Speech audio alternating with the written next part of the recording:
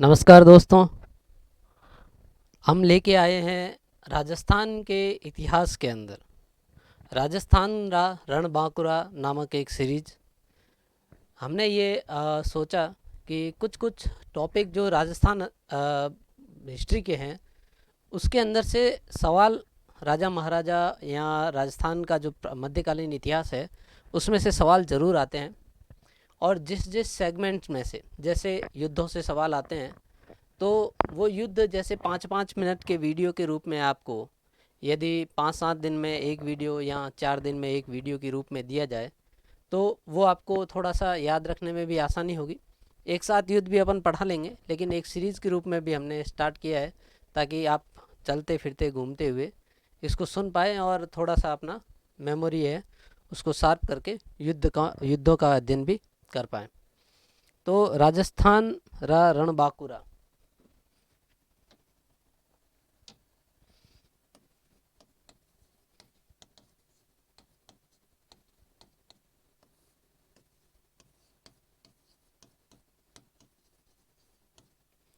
ये सीरीज अपन आज से स्टार्ट कर रहे हैं और इसके अंदर अपन आगे आगे पढ़ते रहेंगे। आज का जो युद्ध है वह है सारंगपुर का युद्ध। सारंगपुर के युद्ध के अंदर जैसा कि अपन बोर्ड पे देख सकते हैं कि 1437 के अंदर ये युद्ध हुआ और इसमें जो मुख्य भूमिका करता थे वह थे महाराणा कुंभा और मालवा के महमूद खिलजी। महाराणा कुंभा जो कि मेवाड़ के शासक थे और महमूद खिलजी जो कि मालवा के शासक थे और उनकी राजधानी थी मांडू जो आज मध्य प्रदेश के अंदर शामिल है। इस युद्ध के अंदर महाराणा मेवाड़ अर्थात महाराणा कुंभा विजयी हुए थे। अब आगे अपन देखते हैं कि जो ये युद्ध हुआ तो कोई भी जो आरपीएससी प्री के अंदर सवाल पूछने की जो टेंडेंसी रखती है उसके अंदर सीधा ये रहता है कि कौन से सन में हुआ, कहाँ लड़ा गया, यहाँ स्थान कह दो आप, और कौन विजयी हुआ, क्या कारण थे,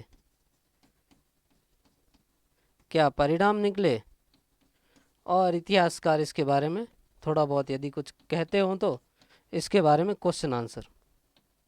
तो ये जो 5-6 पॉइंट है ये अपन आज लेके चलेंगे और इसके बारे में अध्ययन करेंगे। तो युद्ध के कारण क्या थे?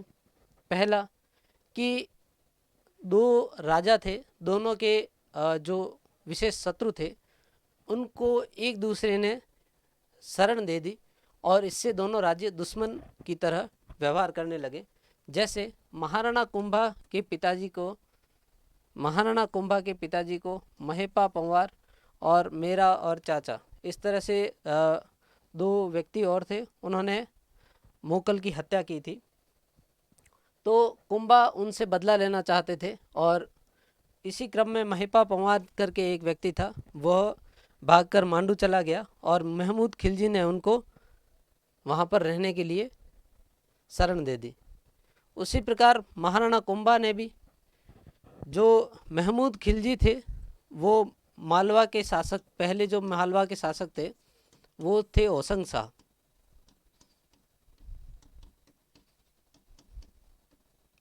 होशंग शाह का जो पुत्र था वह था उमर खां। होशंग शाह का पुत्र था वह था उमर खां और महमूद खिलजी जो होशंग शाह का एक मंत्री था।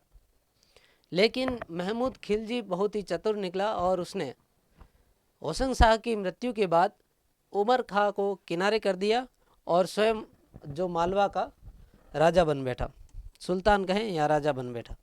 तो उस क्रम में उमर खां कुंभा से सहायता लेने के लिए कुंभा के पास पहुँचे और उमर खां चाहता था कि कुंभा उसको वापस राज्य दिलाए और होशंग शाह ने कुंभा को उसे शरण देने से मना किया।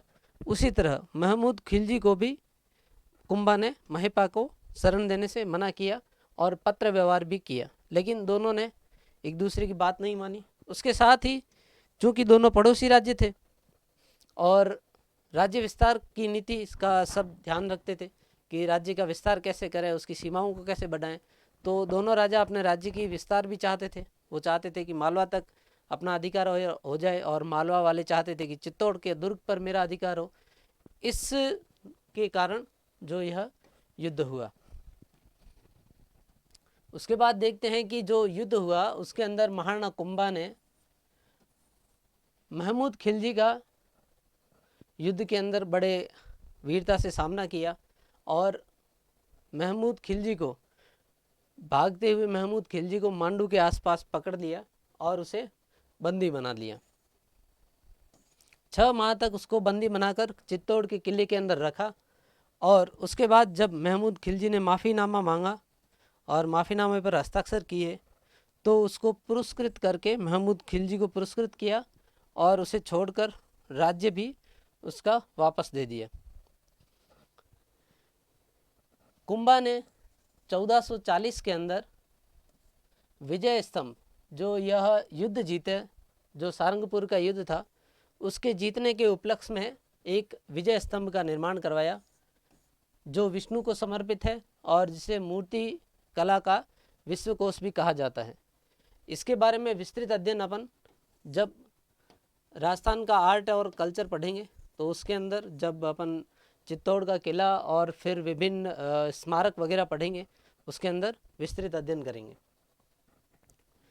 जो इतिहासकार हैं उन्होंने इस युद्ध के बारे में क्या क्या टिप्पणी की, तो कुछ लोग कहते हैं कि जैसे कुछ इतिहासकारों का मत है कि जो यह युद्ध लड़ा गया यह ठीक था, और सारंगपुर का युद्ध का जो परिणाम था उसके अंदर कुछ इतिहासकार कहते हैं कि युद्ध कुंभा ने जीता, और कुछ इतिहासकार है वो कहते हैं कि युद्ध जो है महमूद खिलजी ने जीता।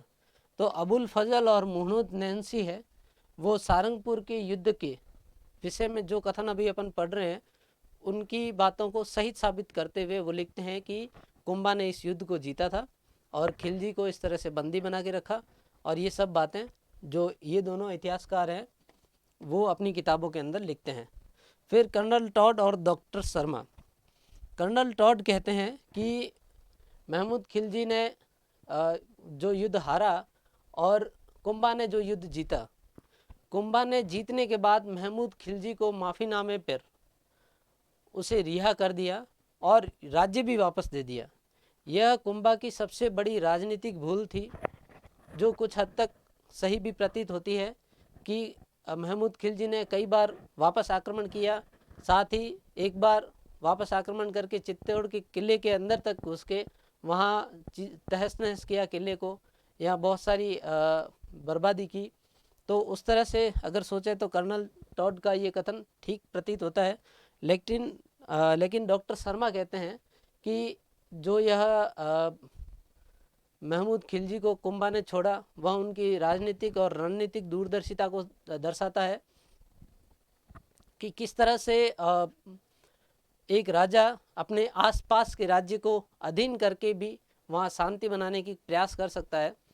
उनको हरा के उनको अधीनता एक तरह से स्वीकार करवा ही ली, साथ ही वहाँ की संपत्ति पर भी कुछ अधिकार कर लिया और उनका मनोबल इतना गिरा दिया कि वो वापस युद्ध के लिए उठ न सके। और कुछ समय तक यह बात भी सत्य है कि कुछ समय तक शांति भी रही और कुंभा के काल में महमूद खिलजी ने प्रयास तो किए लेकिन वह अंतिम समय में प्रयास किए। इस तरह से सारंगपुर का युद्ध अपन ने देखा। और इसके ऊपर जो क्वेश्चन बन सकते हैं कि सारंगपुर का युद्ध कब हुआ, 1437, किस किस ने भाग लिया, 2 लोगों में भाग लिया, कौन कौन से लोगों जगह के शासक थे, कौन युद्ध जीता और युद्ध के क्या कारण थे, और कौन कौन से इतिहासकारों ने इसके अंदर क्या क्या कहा है, और विजय स्तंभ के बारे में 2-4 सवाल पूछे जा सकते हैं। तो अब हम मिलते हैं किसी अगले युद्ध के अंदर, तब तक के लिए नमस्कार।